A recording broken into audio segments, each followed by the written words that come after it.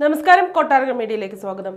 UAE-യിലെ ധനകാര്യ സ്ഥാപനങ്ങളിൽ നിന്ന് വൻതുക കടമെടുത്ത് തിരിച്ചടയ്ക്കാതെ മുങ്ങുന്നവർക്ക് മുന്നറിയിപ്പുമായി നിയമവിദഗ്ധർ. 41 കോടി രൂപയുടെ വായ്പ തിരിച്ചടയ്ക്കാത്ത കേസിൽ കുറ്റാരോപിതരുടെ സ്വത്തുക്കൾ മരവിപ്പിക്കാൻ കണ്ണൂർ ജില്ലാ കോടതി ഉത്തരവിട്ടത് തട്ടിപ്പുകാർക്കുള്ള മുന്നറിയിപ്പാണെന്ന് വിദഗ്ധർ ചൂണ്ടിക്കാട്ടുന്നു. 4 വർഷം മുമ്പ് UAE-യിൽ സ്കഫോൾഡിംഗ് അടക്കം പലതരം വ്യവസായ സംരംഭങ്ങൾക്ക് ഉടമയായ തലശ്ശേരി സ്വദേശിയായ മലയാളി വ്യവസായി ഷാർജയിലെ ഇൻവെസ്റ്റ് ബാങ്കിൽ നിന്നെടുത്ത വായ്പയിൽ 1.54 കോടി ദിർഹം തിരിച്ചടയ്ക്കാതെ നാട്ടിലേക്ക് മുങ്ങിയെന്ന് കാണിച്ച് ബാങ്ക് ദുബായ് കോടതിയിൽ കേസ് സമർപ്പിച്ചിരുന്നു.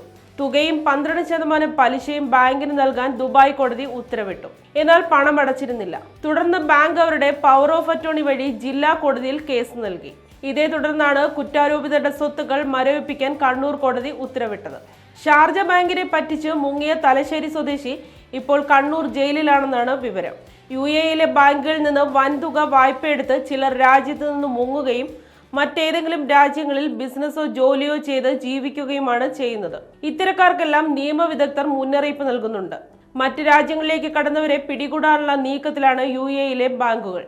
നിയമസഹായത്തോടെ നടപടി കർശനമാക്കുകയും ഓരോരുത്തരെയായി പിടികൂടുകയും ചെയ്യുന്നുണ്ടെന്ന് പ്രമുഖ അഭിഭാഷക പ്രീത ശ്രീറാം മാധവ് പറഞ്ഞു. UAE-യിൽ നിന്ന് വായ്പയെടുത്ത് യൂറോപ്പിലേക്കും അമേരിക്കയിലേക്കുമെല്ലാം പോയവരെ ഇന്റർപോളിന്റെ സഹായത്തോടെ പിടികൂടാൻ സാധിക്കും. വായ്പയെടുത്ത് മുങ്ങുന്ന കമ്പനികൾ അവരുടെ ട്രേഡ് ലൈസൻസ് നിയമപരമായി റദ്ദാക്കാതെ പോകുമ്പോൾ കമ്പനി പലർക്കായി നൽകിയിട്ടുള്ള ചെക്കുകളും മറ്റും പണമില്ലാതെ മടങ്ങുമ്പോൾ ആ സ്ഥാപനങ്ങൾക്കും സിവിൽ കേസാവും. ചെറുതും വലുതുമായ തുകകൾക്ക് പോലും നിലവിൽ ഇന്റർപോളിനെ സമീപിക്കാൻ കഴിയും. ചിലർ സ്വത്തുവകകൾ ഭാര്യയുടെയോ മക്കളുടെയോ അതുപോലെ നേരിട്ട് രക്തബന്ധമുള്ളവരുടെ പേരിലേക്കോ മാറ്റാറുണ്ട്. എന്നാൽ ഇവരിൽ നിന്നും നിയമപരമായി തുക തിരിച്ചുപിടിക്കാൻ സാധിക്കും. ഏതെങ്കിലും കമ്പനിക്കോ സ്ഥാപനത്തിനോ നൽകിയ ചെക്ക് മടങ്ങുകയാണെങ്കിൽ അത് നൽകിയയാൾ രാജ്യത്ത് ഇല്ലെങ്കിൽ അവർക്ക് കോടതിയെ സമീപിക്കാം.